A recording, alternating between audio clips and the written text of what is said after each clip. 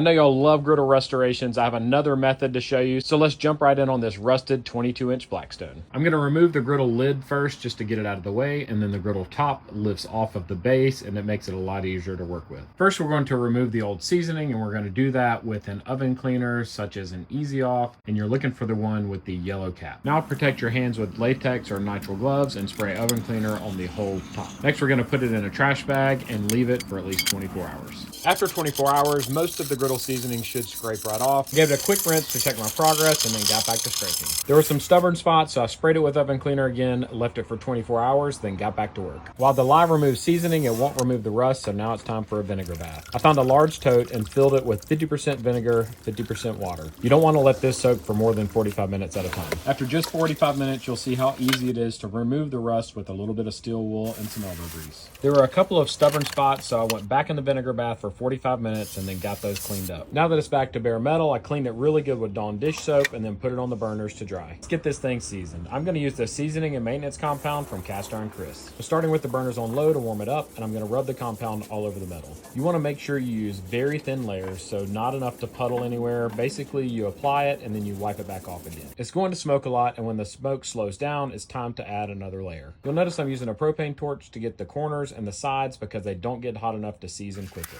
I'm going to repeat this process about 6 times, leaving the burners on high, adding super thin coats of seasoning, and using the torch on the corners and edges until the griddle is as dark as I want it to be.